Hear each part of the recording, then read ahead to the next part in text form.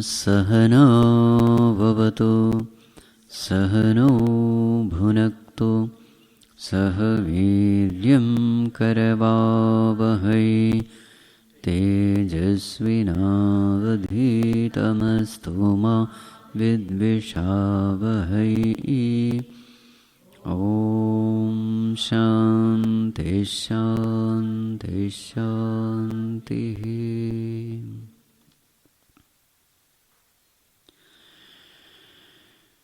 श्रीगुरुदेवं चिन्मयानन्दम्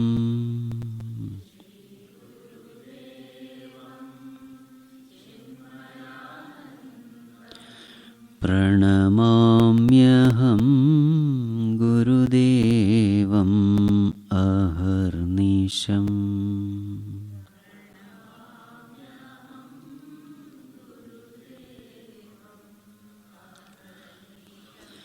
धर्मोद्धारकं गीताप्रचारकम्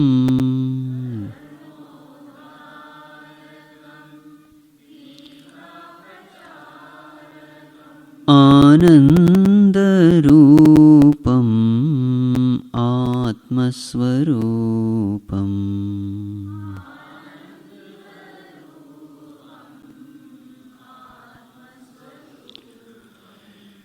श्रीगुरुदेवं चिन्मयानन्दम् प्रणमाम्यहं गुरुदेवम् अहर्निशम्।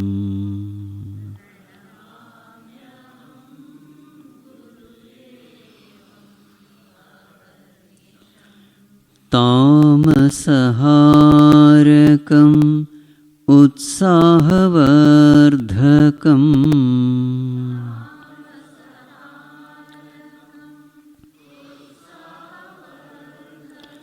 तपोवनशेष्यं तत्त्वस्वरूपम्।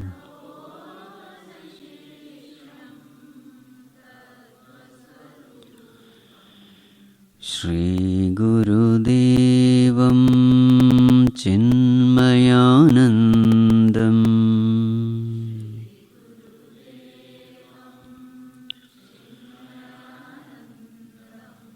प्रणमाम्यहं गुरुदेवम् अहर्निशम्।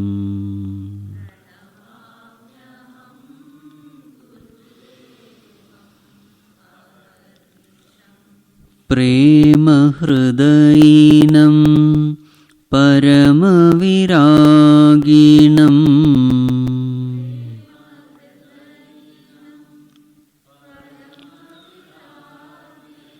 सन्न्यासिनं गुरुं शिरसा नमाम्यहम्।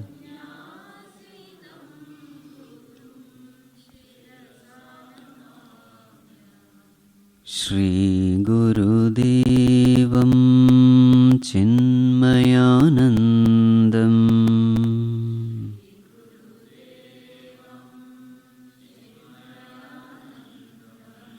प्रणमाम्यहं गुरुदेवम् अहर्निशम्।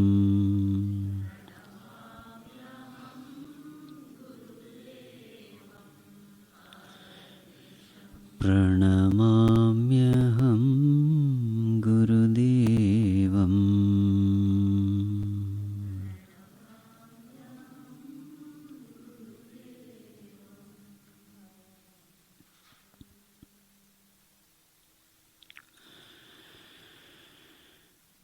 ॐ नमो नारायणाय।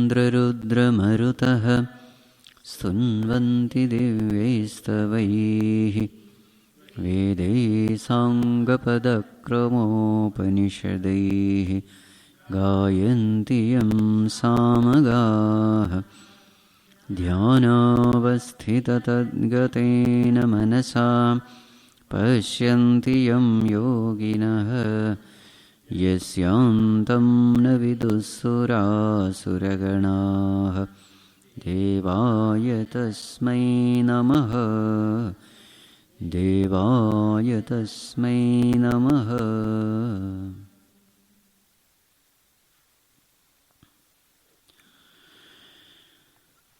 Humble prostrations to one and all present here. So from today onwards, we are going to discuss Sthitaprajna Lakshana. What is the characteristics of a Sthitaprajna, of a realized person? Man of perfection. So this topic is from verse number 54 of chapter 2 till the end of the chapter, which is 72. So 54 to 72 we find this portion. So this topic comes because Arjuna asks a question. He asks a question about the characteristics of a Sthitaprajna, and that's how the topic unfolds. But why did Arjuna ask that question? Arjuna asked that question because in chapter 2, Bhagavan glorifies self-knowledge. The whole chapter 2, the name of the chapter is Sankhya Yoga. So in this chapter, Bhagavan glorifies self-knowledge and then man of self-knowledge. So, just before Arjuna asked this question, the two verses if you see, 52 and 53. So, 54 is the question asked by Arjuna. So, if you see 52 and 53, we come to know why Arjuna is asking this question. So, what do we find in 52? Yada te moha kalilam buddhirvyatitarishyati tada gantamsi nirvedam shrotavyasya shrutasya cha. Arjuna, yada te buddhihi moha kalilam vyatitarishyati. When your intellect, buddhi, moha kalilam vyatitarishyati. When your buddhi, your intellect, crosses over, transcends what? Moha kalilam. Moha means delusion. Kalilam means, in Hindi we call it daldal, quicksand. That is called as kalilam, moha kalilam.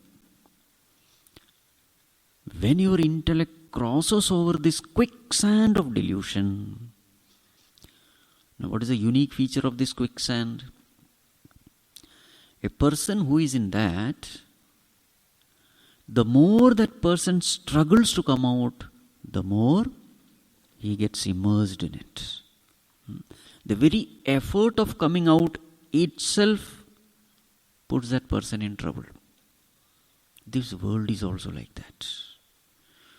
You pay attention to something, sense object, you slowly get sucked into it, and that sense object will finish you. That is how the world is. Just by looking at the world, you can get trapped by the world. And once you are trapped, you try to come out. Every effort to come out puts you again into trouble. So that's why that usage, moha kalilam. The world is deluding, and anyone who puts forth effort in trying to come out of delusion with his own self-effort, without holding on to God, without holding on to the scriptures, with one's own intelligence, without faith in God, without faith in Guru, with faith only in the self-effort, arrogantly, egoistically, when a person tries to win over this delusion, he becomes more and more deluded. That's why the usage, moha kalilam. And many times you think that you are succeeding in this world. Actually, there is no success. You are only getting deluded. In fact, we come to know when almost the whole life is over that we have taken a wrong track. So this moha kalilam is a very powerful word. When, Arjuna, te buddhihi moha kalilam vyatitarishyati, when your intellect transcend this delusion, tada nirvedam gantamsi, srotavyasya srutasya cha. At that time, what is the proof that your intellect has transcended all delusion? Nirvedam gantamsi. Your intellect will be free from all kinds of desires. It will become dispassionate. Nirvedam here means dispassionate. That is the indication that intellect has transcended the delusion. Dispassion towards what? Srotavyasya srutasya. Whatever you have heard, whatever you are going to hear. Meaning the whole world of sense perception. Here and hereafter. Ihaloka and Swargaloka. You have no more desires in this world or of other world. This is the sign that intellect has transcended this delusion. Next verse, 53. Shruti vipratipannate yada sthasyati nischala samadhavachala buddhihi tada yogamavapsyasi. Yada te shruti vipratipanna buddhihi. When your intellect, which is vipratipanna, completely confused. When your intellect, which is completely confused due to what? Shruti. Whatever you have heard, whatever you are going to hear regarding everything. When your buddhi, which is totally confused, what happens to it? Sthasyati nischala. Achala. Where? Samadhau. In samadhi, in meditation, in God, when your intellect becomes absolutely unwavering, still, free from all confusion. Sense objects are there, but they are no more able to confuse you. And your intellect is firmly rooted in the reality. Tada yogam avapsyasi. Then we can say that this person has attained to the highest state of yoga. So this is the test. What is the proof that a person has reached to that highest state? He has become a Sthitaprajna. Now Bhagavan has not used this term. Bhagavan only said intellect becoming unwavering, achala, nischala. When that state comes, mind is free from all kinds of doubts, all kinds of delusion. Now the world can no more tempt that person, no more delude that person. When that state is reached, Arjuna, know that this person has reached the highest. So this information which Bhagavan gives, it is from this that the question arises of Arjuna. So what is said here? When a person is free from all delusion, number one. When a person's intellect is free from all delusion, intellect is filled with dispassion, and intellect is filled with clarity to such an extent that now the intellect is not wavering from the truth. At that time, understand this person has attained the highest. So this is what Bhagavan has said. So what is being used? Buddhi is used and unwavering state is used. So from this, Arjuna coins the word Sthita and Prajna. Prajna means buddhi, intellect. Sthita means unwavering. So this term is coined actually from Bhagavan only. Though we find Arjuna using this term first, but actually it is from the information given by Bhagavan that Arjuna is coining this word. So from here onwards, we start this characteristic of a realized person, a man of God. Now the topic begins. So now in this topic, what are we going to discuss? Not only that we will discuss the characteristic of a realized person, but we are also going to discuss how to attain that state. Both topics are discussed here. How to attain that state and how a man of perfection will behave in that state. Both the topics are covered. So in this topic, we will find lot of helpful tips for sadhakas, even for the beginners also. Because when we hear this, we may think that, oh, I don't think I am there, so better don't come. No. Even at a beginning level, what are the things to be taken care of? So that is the beauty of this topic. How to reach there, and after reaching there, what are the characteristics of that person? All these topics are beautifully discussed. So from 54 to 72, how many verses? 19 verses. So this 19 verses will be covered in these 5 days. Okay, now let us see the question of Arjuna. Verse number 54, repeat once. Arjuna uvacha Sthitaprajnasya ka bhasha Samadhisthasya Keshava Sthitadhih kim prabhasheta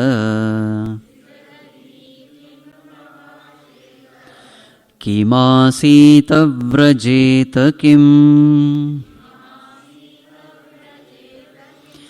Sthitaprajnasya ka bhasha Samadhisthasya Keshava Sthitadhih kim prabhasheta Kimasita vrajeta kim. Arjuna uvacha. Hey Bhagavan, hey Keshava. O Lord, what is the question? Sthitaprajnasya ka bhasha. Ka bhasha. What is his language? So here what is his language means what? How do you define a Sthitaprajna? What are his characteristics? That is the meaning. What is his bhasha means? Chinese, English, Spanish, not that. So literally that's the meaning. What is the language of Sthitaprajna? Sanskrit is a very flexible language. So depending upon the context, you will have to take the meaning. Sthitaprajnasya ka bhasha. What is the description of a Sthitaprajna? What are the characteristics? What is the definition? Samadhisthasya Keshava. Now another term is used. So earlier Sthitaprajna. Now what is the term used? Samadhisthaha. So Sthita Prajna means what? One whose Prajna is Sthita in reality. Prajna means understanding. Prajna means knowledge. Prajna means intellect. He is Sthita, firm, unwavering. That is Sthitaprajna. So the same person is addressed with another term. What is the another term? Samadhi sthaha. Sthaha means rooted in, seated in. Seated in what? Samadhi. Samadhi. Again in Samadhi also dhi comes. Dhi means intellect. One who is rooted in that state of intellect which is equanimous. Samadhi is Samadhi. Equanimous state of intellect. The state of peace. So it is the same meaning. Samadhisthasya Keshava.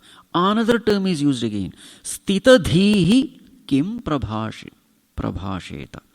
Again, what's the term used? Sthita dhihi. Again, the meaning is the same. Dhi means intellect. Sthita. Sthitaprajna samadhisthaha sthita dhihi. So, what is the question asked? Now, what is the description of a Sthitaprajna? It is further elaborated. Arjuna, what do you mean when you say characteristics? Bhagavan, I want to know. Sthita dhihi kim prabhasheta. How does he speak? Kim asita. How does he sit? Kim vrajeta. How does he walk? How does he sit? How does he walk? How does he talk? Now this question may appear very, very, very foolish, but it is not. See, Bhagavan is glorifying that man of knowledge. Arjuna, such a person becomes one with God. Brahmavit brahmaiva bhavati. Knower of God becomes God. Now suddenly you find that this person is not an ordinary person. And here is a person who becomes free from infinite cycles of birth and death. You see? He is a person who is experiencing infinite bliss. He is a person who is all the time experiencing that reality. The description of this person is such that it is out of the world. So naturally when you find such a person, what do you look at? How is he different from us? And what will we pay attention to? With our little intellect, with little understanding, what are the things we will look at? How is he sitting? Does he eat food or not? Because he is God now. How is he walking? How is this person different from me? So, Arjuna now is a layman. From a layman standpoint, these questions are absolutely natural. When you are respecting, revering somebody, naturally these are the things which we'll observe. How is this person different? No, our level is only sitting, walking and talking. Eating, wearing dress, all external things. A person will evaluate another person only based on his level. How does he sit? How does he walk? How does he talk? How is he different? This is the question. It's a layman's question. And nothing more can be expected from Arjuna also, because he doesn't know anything about yoga.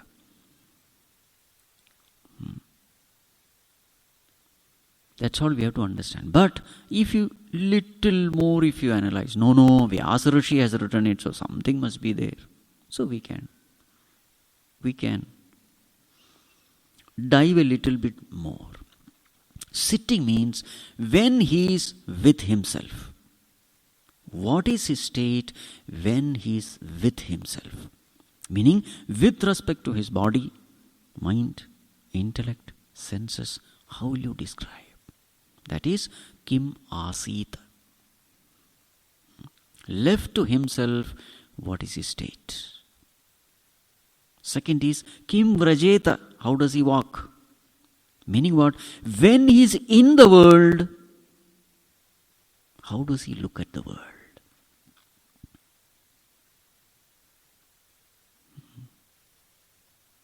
There are only 3 situations in this world. One, the world within, the world inside. Two, the world outside, but the world is not forcing you to respond. This is situation number 2. Situation number 3, in the world when the world is forcing you to respond. 3 situations, yes or no? So that is what is said here. Sitting means the world within, inside world.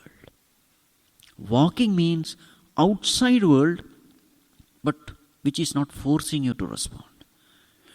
Talking, prabhasheta, means when the world is forcing you a response. So how does he respond? These are the only 3 situations which in life we will experience. The world within, the world outside, not forcing you to respond, and the world outside forcing you to respond. So what is the world within? What is his world within? Kim asita. How does he look at the world? Kim vrajeta. How does he respond to the world? Kim prabhasheta. Actually, this is nothing but a more explanation of what is the characteristic of a Sthitaprajna. This is the question. So now Bhagavan gives an elaborate answer for this question. So let us see verse number 55. Now, interestingly, one more thing we have to say before this. Here the description is only about intellect. See the term used. Prajna, Sthitaprajna, Samadhistha, Sthitadhi. Bhagavan also is giving only importance to knowledge. Naturally a question comes, why he is not talking about devotion? Devotion is not talked about. Loving service, action is not talked about. The only thing which is talked about is knowledge. You see the difference here? Man of perfection is defined as man of knowledge. Why is it so? It is so because if the knowledge is right, devotion becomes effortless. Devotion is an emotion. Emotion always follows understanding. First comes understanding, then comes emotion. First comes knowledge, then comes emotion. It is impossible that you have emotion without any understanding. No way. Whether it is a good emotion or a bad emotion, every emotion is followed by understanding. Today we don't have love for God. Why? Because our understanding of who God is not correct. Therefore there is no love. When you have right understanding about God, what will happen to devotion? Devotion has to come automatically. You cannot but love God if you have understood God. No, I have understood God, but there is no love. Then your understanding is wrong. Then your understanding is wrong. And wherever there is love, service follows. Serving the Lord automatically happens. So understanding leads to devotion. Devotion leads to loving service. Jnana, bhakti, karma, they are all associated. But the first one is always jnana. That is why nothing else is discussed. In the entire Vedas, Upanishad, we don't see much discussion of bhakti. It is always jnana. Make your understanding clear of who God is. Rest everything will follow. Again, emotion will have different expression. You can't say that, oh, he has no devotion because he doesn't cry. Generally, people always associate devotion with crying and weeping. Not necessary. Ramana Maharshi was just seated. You think there was no bhakti there? Bhakti Ruttama, Ramana Maharshi says. Abidance in the self is the greatest expression of devotion. That's how Bhagavan describes devotion. So give up this wrong notion that, unless tears don't come, your devotion is not complete. No. Expression of devotion can be of various forms. Some people sit in silence. Some people cry and weep. Some have horripulations, all the hair standing on end. Some dance also. Some sing also. How that devotion expresses, it is left to person. These things are discussed because many times people feel, see, that person is shedding tears and I don't have any tears. Maybe I am an inferior devotee. Not necessary. Just because you are not able to cry doesn't mean you are an inferior devotee. No. Expressions are different in different people, depending upon their samskaras, vasanas, etc. So the point is this. Here, what is given importance? Knowledge. Make your understanding correct. If your understanding is right, you are in the right track. That is why Bhagavan says, Nahit jnanena sadrisham pavitram eha vidyate. There is no greater purifier than knowledge. Everywhere you will find knowledge is praised. When knowledge is there, bhakti is automatically there. Right. Now we will see what is the description of a Sthitaprajna. Verse number 55.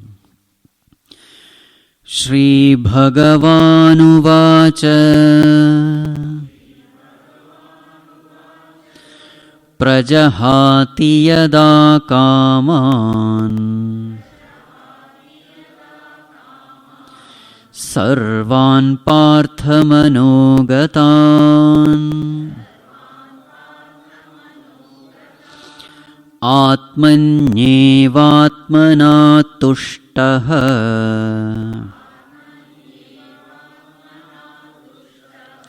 Sthitaprajnastadochyate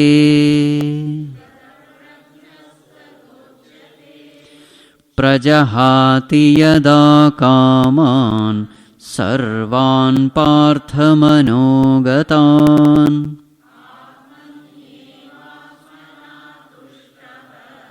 Sthitaprajnastadochyate. Yes, the entire discussion now will revolve around this one verse. If you have understood this verse, other verses are only an explanation of this one verse. That's how in Bhagavad Gita the thought flow proceeds. Bhagavan gives one statement and then elaborate that statement through various examples, etc. Sthitaprajnaha tada uchyate. When a person is able to do this, then that person is called Sthitaprajna. What does he do? He does two things. What does he do? Yada manogatan sarvan kaman prajahati. Prajahati. Jahati means to give up. Prajahati means what? Giving up completely. Prakarshena jahati. Completely. What does he give up? Kaman. Desires. Sarvan kaman. All desires. Where are these desires? Manogatan.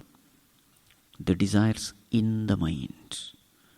When a person is able to give up all desires in the mind, then what is he doing?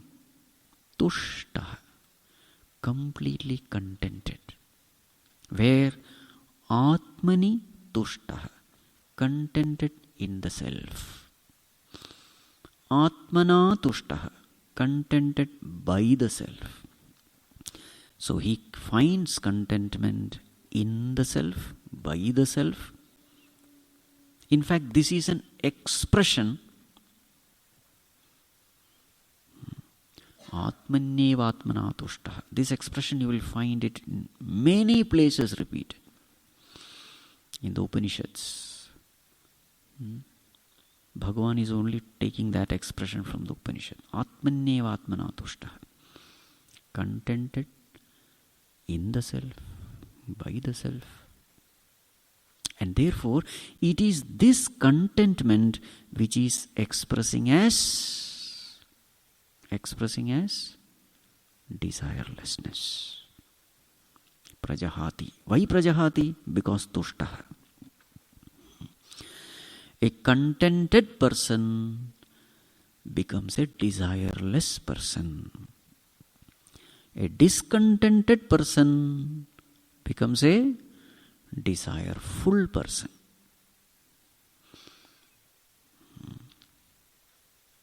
Greater the contentment, greater will be the desirelessness. Tushta, completely contented in the self. How does that contentment express itself? As desirelessness. How will a desireless mind express itself? How will a desireless mind express itself? A desireless mind becomes a non-wandering mind. How will the non-wandering mind express itself? A non-wandering mind expresses itself as abiding mind. Where will the mind abide? Atmani. Are you seeing the connection? They are all connected. Now what comes first? Abidance come first or desirelessness come first? See, what is written is prajahati. First gives up, then abides. What comes first? First comes abidance. Then comes desirelessness. First comes trupti, satisfaction. Then comes tyaga. Once you are satisfied, you stop accumulating, you stop wandering. Yes or no? What comes first? When do you give up food? When you are full. First comes trupti only.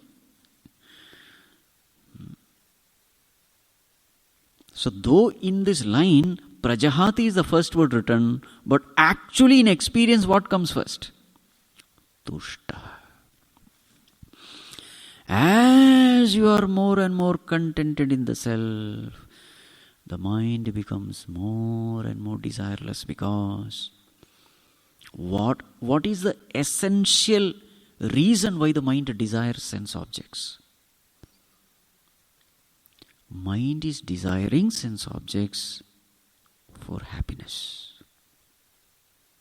Isn't it?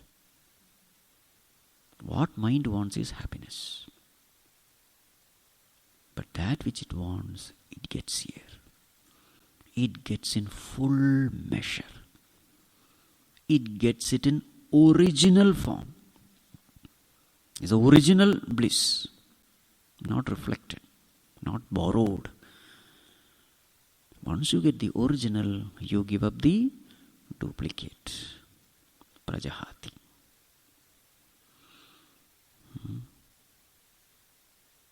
Whatever we are desiring, it is there in the self. What are the things we desire in this world? Number one, we desire immortality. I don't want to die. We desire security. I don't want to die. I want to live forever and ever and ever. Is a desire in us. So these are all sarvan kaman, you see. So now we have to discuss what all are the desires we have. And how Atma can solve it. So one desire is, I want to be existing forever. Whether that desire is fulfilled or not, keep it aside. But this desire is there. I want to be existing forever. Second desire is, I want to know everything. Yes or no? There's a desire to know. I don't want to be ignorant. I want to know. That's why we are so interested in gossip. I want to know. Mainly I want to know about people who are associated with me. Whether through likes or dislikes. If it is associated with likes, then I want to hear good things about them. Successful stories about them. But if I am associated with people through dislikes, then I am happy when I hear negatives about them. That is how the mind functions. But one thing is there, I want to know. I want to know. So I want to exist. I want to know. And then I want to be happy. I want to be peaceful. I want to be joyful. I don't want sorrow. I don't want tension. That is also desire. Huh? I don't want tension is also a desire. I don't want to be miserable also is a desire.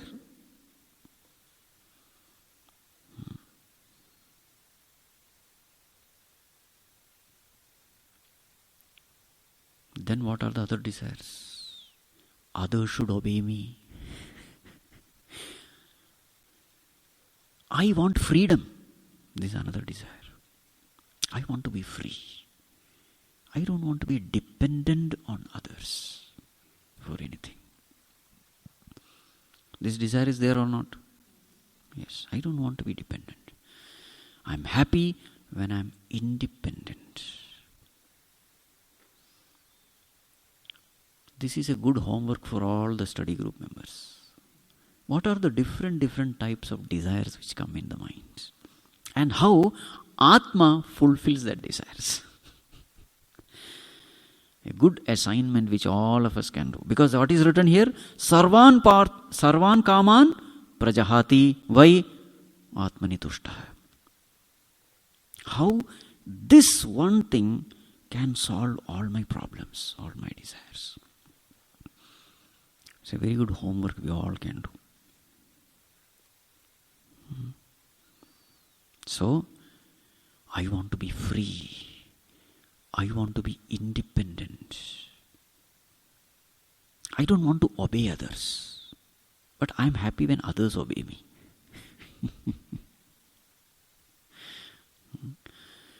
I should not be questioned. But I should have the power to question everyone. The desire is there.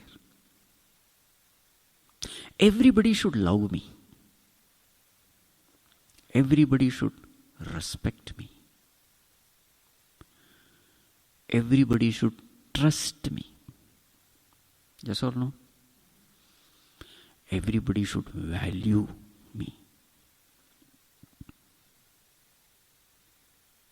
All these desires are there. So when it is said Sarvan Kaman, I must have all the comforts and conveniences of the world. The best things I must have. The best gadgets I must have. Latest gadgets also I must have. I don't want to be in the dark concerning any matter. So why all these desires are coming in us? All these desires are coming in us because whatever is said is my nature. My nature means what? Atma's nature, the nature of the self. So all these desires are not misplaced. There is a reason why we have all these desires. There is a reason. They are not accidental desires. They are not desires only concerning a few people. No. It is a universal desire. Universally desired by everybody.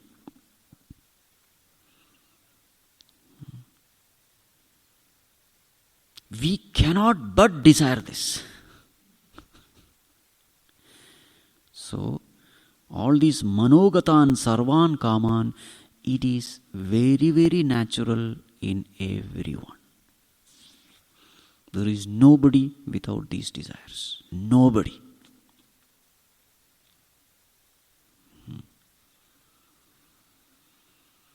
So when you have understood your mind, you have understood everybody's mind. Because mind functions in a particular way. The more and more you study your mind, the more and more you have understood others' minds. Now the question is, how this desire is totally fulfilled in the self. Because here the term used is tushta. Meaning what? His desires are fulfilled. And because his desires are fulfilled, he gives up desiring these desires. Desiring these sense objects. Now the first one is, I want to exist forever. How is this desire fulfilled? This desire is fulfilled because the self, its nature is Sat. Sat means existence. Existence is my nature. When we saying Atma, understand Atma means what? I. Atmanyev Atmana tushtaha. Atma means what? Because Atma also has got so many definitions. In this context, Atma means the Supreme Self, the pure consciousness. So now we have to see some of the characteristics of Atma which makes a person completely fulfilled. So Sat. Sat means what? Existence. Now when you are abiding in existence, what will you experience? Abiding in existence means what? Paying attention. That is called as abidance. There are so many terms used, don't get confused with all these terms. Paying attention is called abidance. What happens when you pay attention? You become one with it. When you pay attention, you get absorbed in it. What happens when you pay attention to a movie? Good movie. If it's a good movie, you pay intense attention. Wholehearted attention. What do you mean wholehearted attention? You forget yourself. You get absorbed.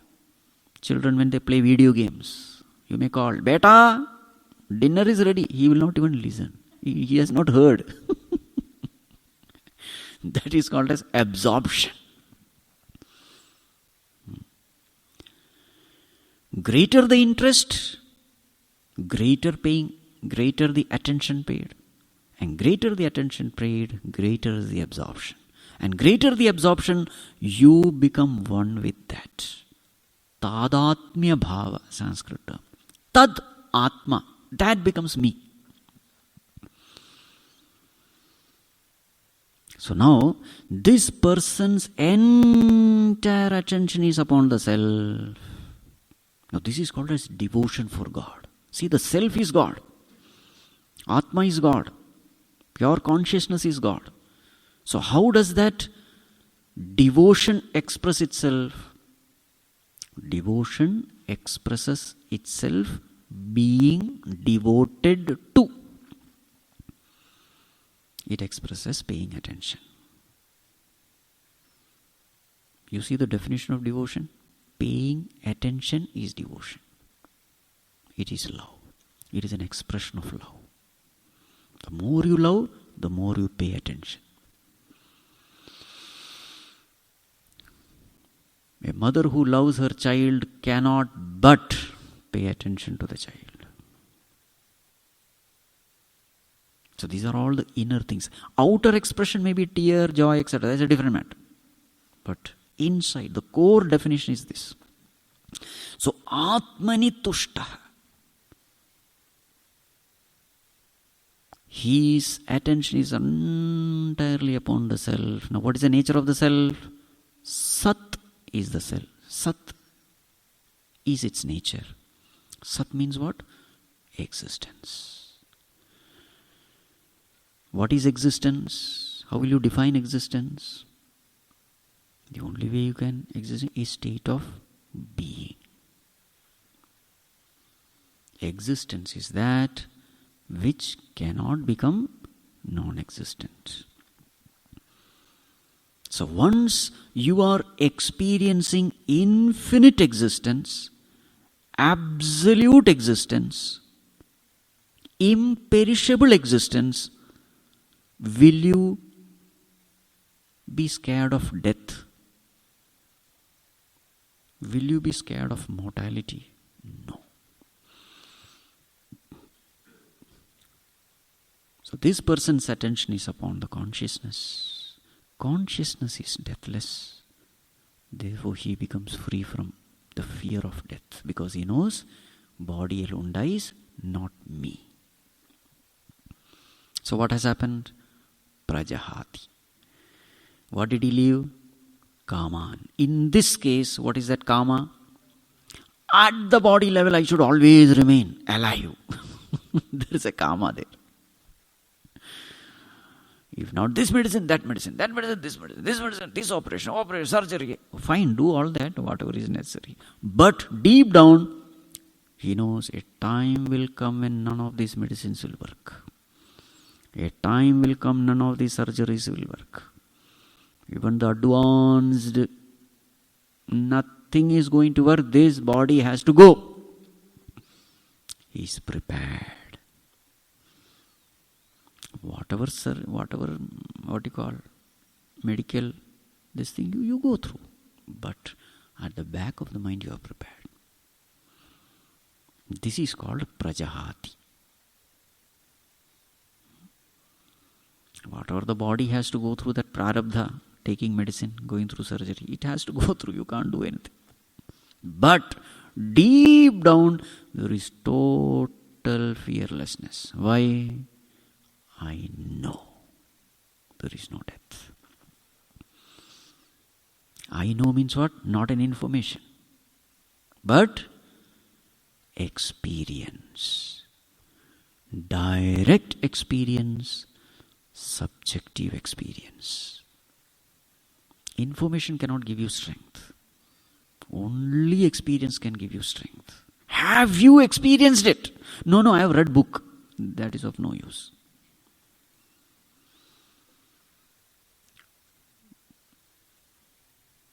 Experience. This Atmani eva Atmana, when that term is used, he is experiencing it. Knowledge must culminate in experience. Then only it is knowledge. If knowledge remains merely at the information level, it cannot give strength. It is like that parrot.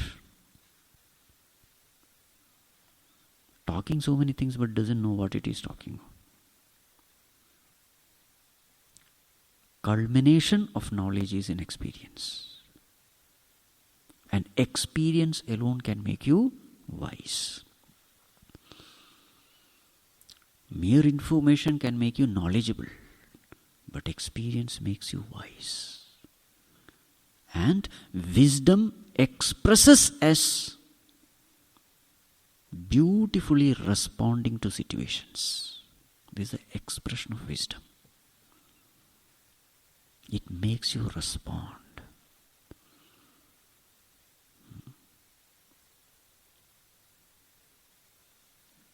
Tushta. So at the body level, existence. Even when some disease comes, tushta. There is no desire to go on hanging on to this perishable body. Why? How does it matter? Anyway, it has to perish. But there is something in me which is imperishable. It's an experience. And this expresses as tushti, contentment. This expresses as prajahati. He gives up the desire to live in the physical body forever and ever and ever. See, we all know that physical body has to die, but the desire to remain in the body is there. Huh? I know it's an illogical desire, but I am not able to get rid of the desire. You see?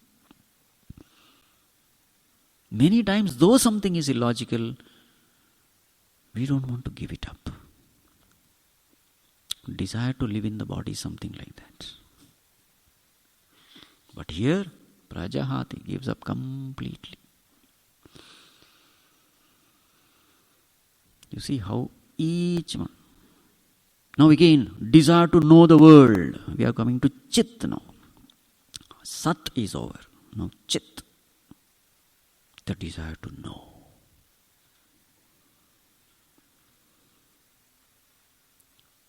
Desires to know the whole world, happenings in the whole world. Some people cannot live without watching the news. News channel is all the time on. Why? I want to know what is happening in the world. What is happening there in Ukraine? What is happening in Kashmir? Why war is still not happening? You see? Desire is there. Helpless. Some cricket match. Hey, India is there. I want to see. I will make time to see. Chit. Desire to know. You can't get rid of this desire. But the moment your attention is upon the self, this desire vanishes. Why this desire vanishes? The whole world is an illusory projection upon consciousness. Therefore, if you have known consciousness, you have known everything. If you have known gold, you have known all ornaments. If you have known water, you have known all waves. If you have known this I, the desire, if you have known the real I, the desire to know the illusory world vanishes. Prajahati. The power of Prajahati is not that desire gone for some time. No, completely gone forever. That is Prajahati. It's amazing. Knowing one, you know everything. Getting one, you get everything. This is the wonder of the self. This is the Ascharyam about the self. There are infinite number of desires in the mind, but the moment you get this, all the desires are fulfilled. Chit. The third one, Anand. There is a desire. The desire to be happy. There is a desire to... So how does the desire to be happy expressing itself in the world? Desire to indulge in pleasures. Desire to be with favorable things, beings and situations. Desire is there. Anyone who is giving me happiness, I want that person. Anything who is giving me happiness, I want that thing. Any interaction which is giving happiness, I want that. Any situation which is giving, I want that. Kama, those desires are there. When I get it, like. When I don't get it, sukha, dukkha, all those things are there. But the moment your attention goes to the self, what happens? The mind is fulfilled. Why? It is the original Ananda. Every other Ananda is a reflected Ananda. The joy, no doubt about it, there is joy in things, beings and situations. Who said there is no joy? Definitely there is joy. But it's a reflected joy. Like reflected light. Who said there is no light in the mirror? Yes, near the sun it is definitely having light. But it is a reflected light, not the original. But the moment your attention goes to the self, you are experiencing original. Original sun and reflected sun. There is a huge difference. Original Ananda and Anandamaya Kosha. There is a huge difference. Where do you find that term? Tattvabodha. Anandamaya Kosha is only a reflection. Here it is Anandamaya Atma. What happens to the mind? Silence. You see, when mind leaves up something and holds on to something else, understand that something else is much higher than the one which is left. Otherwise, mind will not leave. Mind is able to leave things, beings and situation at the seat of meditation because it is getting something much higher from some other place. It is able to leave the world because it is getting the same thing in the self. You see, every desire is that way. Analyze. I want to be famous, popular. This desire is natural. But the moment you shift your attention to the self, what happens? What is the nature of the self? All-pervading, omnipresent. What happens to this desire? Gone. Shift your attention to the self. You start experiencing the properties of the self. And whatever you desire, it is already there in the self. Mind becomes silent. Why am I running around here and there? It's already here. That is called silent mind.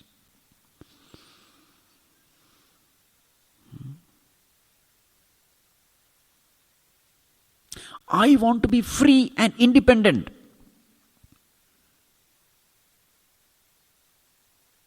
It is already there. Why?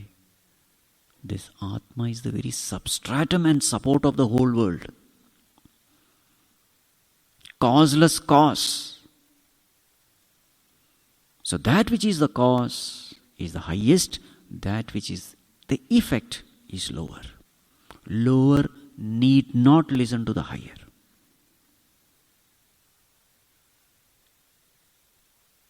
Yes or no? Everything else comes later. First comes the self, pure consciousness. It is giving existence to everything. So the moment you have turned your attention to the self, you are the most powerful because you are giving existence to everything. You are supporting everything. That desire is also fulfilled. Now tell me one desire which is not fulfilled. Desire to rule over others, it is fulfilled because you are already ruling over others by giving existence to others.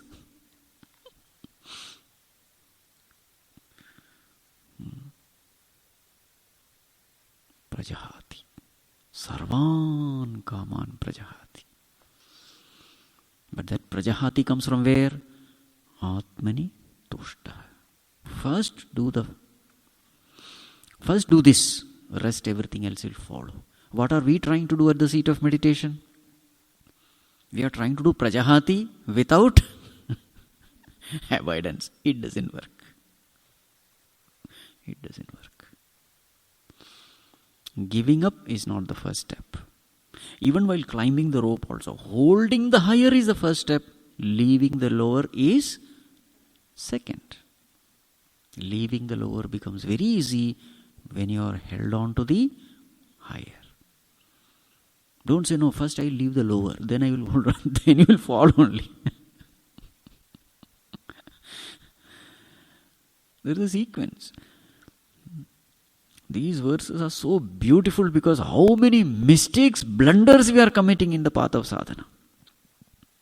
Swamiji, I am trying to give up food, Swamiji, but I am not, Swamiji.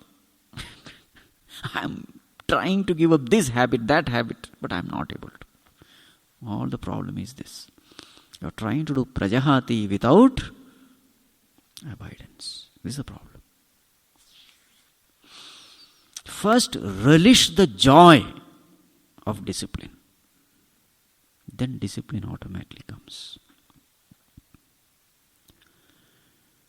Higher joy makes you easily drop the lower addictions.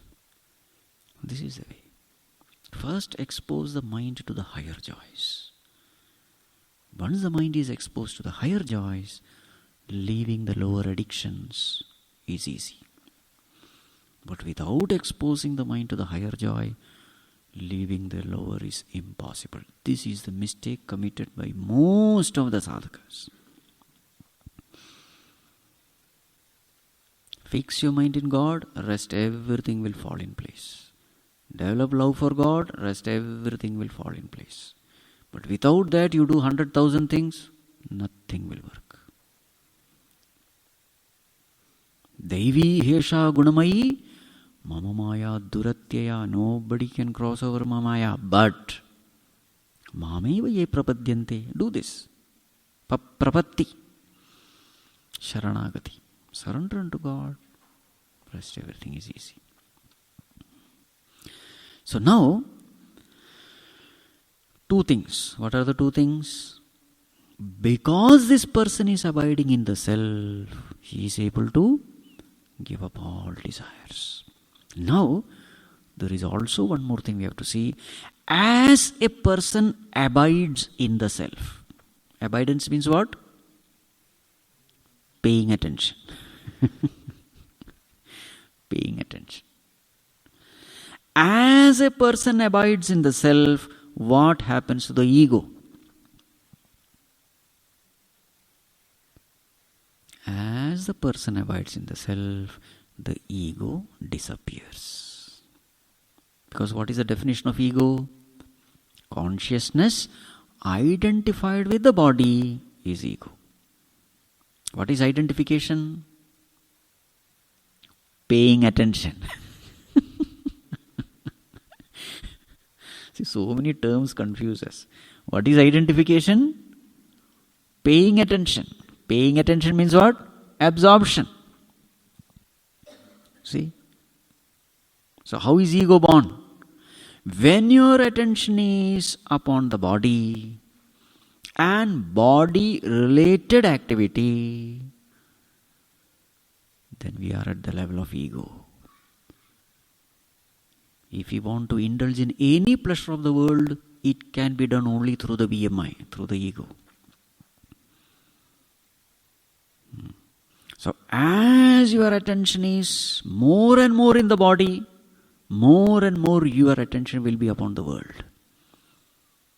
So see the connection. Greater the ego, greater will be that person's desires. Ego and worldly desires are directly connected.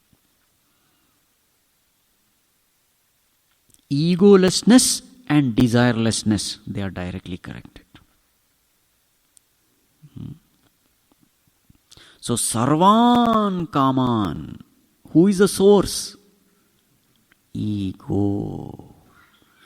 So when the heart is ruled by that ego, can that person give up his desires? No. So therefore, when the mind is wandering 100,000 places in the meditation, what is the indication? Swamiji, I am a very egoless person, Swamiji. I am a very humble person. But mind is wandering, Swamiji. Meditation mind is wandering. Two contradictory things. Even without our knowledge, ego is ruling us. You see? Can you see how much of information is packed in this one verse?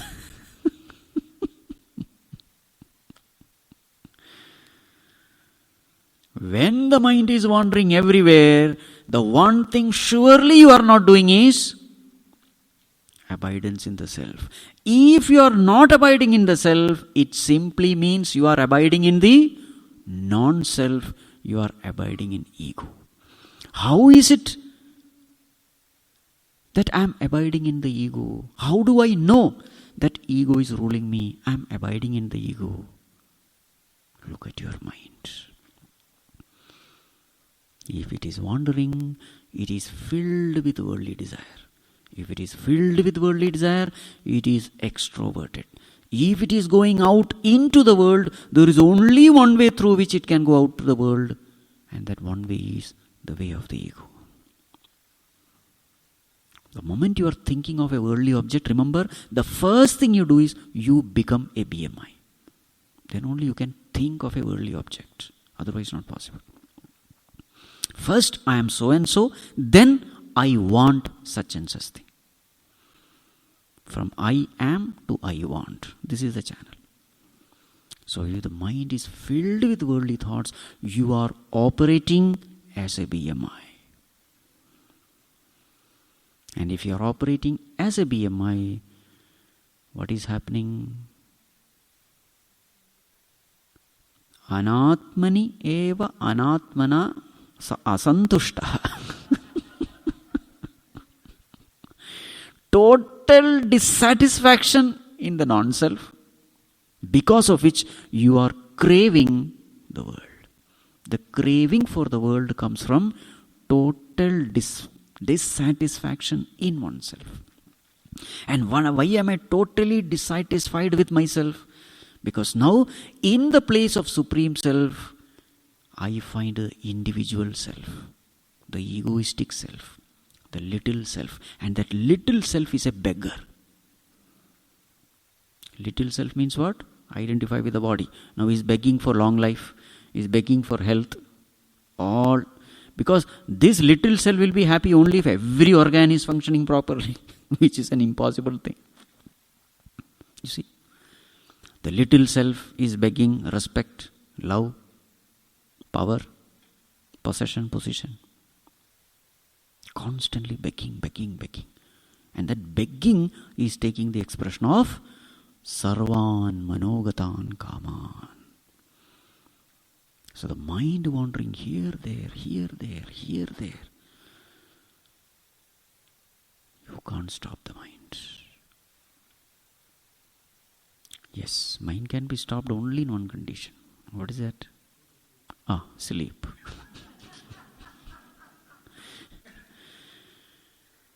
Swamiji, my meditation was excellent, Swamiji. Mind was absolutely peaceful. I think I have attained some height, Swamiji. Now I can understand what Sthitaprajna is. Prajna is Sthita, Swamiji. It never... Intellect was silent. Sthita. Frozen.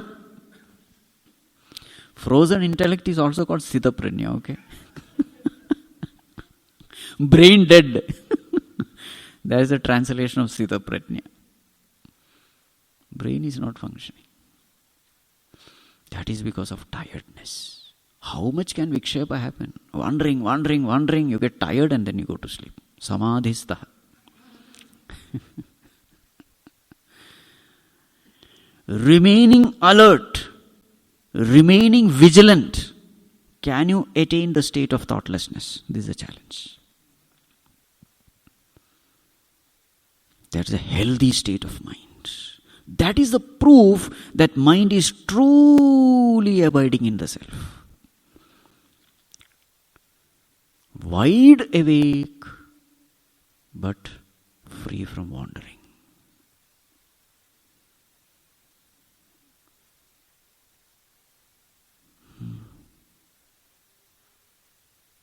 Even at least if you are able to see the wandering mind, that also is a great achievement. Mind is wandering, but are you aware that the mind is wandering? That is the second best.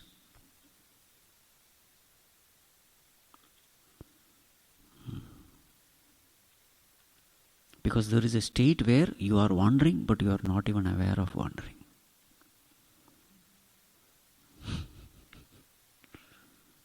This is far better. But at least if you are aware of a wandering mind, Swamiji, I am now and then aware. Not always. Always if you are aware, mind will stop wandering. If you are always aware, it simply means your attention is firmly rooted in the self.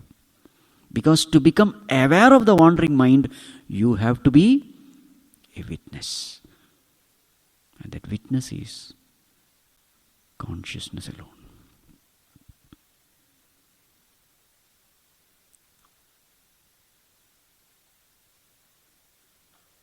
If at least 60-70% you are able to remain in that witness, the mind cannot gain the momentum of wandering. Because every time you come to the witness, it is like pressing the brake. Every time you get carried away by the thought, it is like pressing the accelerator. But 70-80% you are able to remain as a witness. Thought cannot gain the momentum. That is the initial stage which we have to target. At least, am I aware of my wandering minds? How often am I aware of my wandering minds? How often? And whenever I become aware, what happens to the thoughts? Is it dying or is it multiplying? Observe these little things. Am I aware or am I unaware? Number one. How intensely am I aware? If the intensity is less, even when I am aware of the wandering mind, mind continues to wander. That means the intensity of awareness is less. You see, exactly like pressing the brake also, there is intensity, right? Press hard and it stops fast. Press lightly, vehicle will continue to run. The slight brake is there. Sometimes the intensity also matters a lot. So these are all the things you have to observe at the seat of meditation. Are you able to follow whatever I am saying? Anyway, Bhagavan himself is going to elaborate now. This verse is now going to be elaborated by Bhagavan. What is this desire? How does that desire express itself? All those things Bhagavan himself is going to describe. I just wanted to show you the depth of this one verse. If you have understood this, matter is over. You are a Sthitaprajna. Not just understanding, experiencing.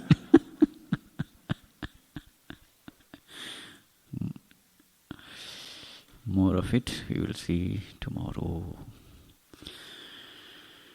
Om Sarve Bhavantu Sukhinah Sarve Santu Niramayah Sarve Bhadrani Pashyantu Ma Kaschid Dukkha Bhag Bhavet Asato Ma Sadgamaya Tamaso Ma Jyotirgamaya Mrityorma Amrutam Gamaya Om Purnamadah Purnamidam Purnat Purnamudachyate Purnasya Purnamadaya Purnamevavashishyate Om Shanti Shanti Shanti Harihi Om Shri Gurubhyo Namah Harihi Om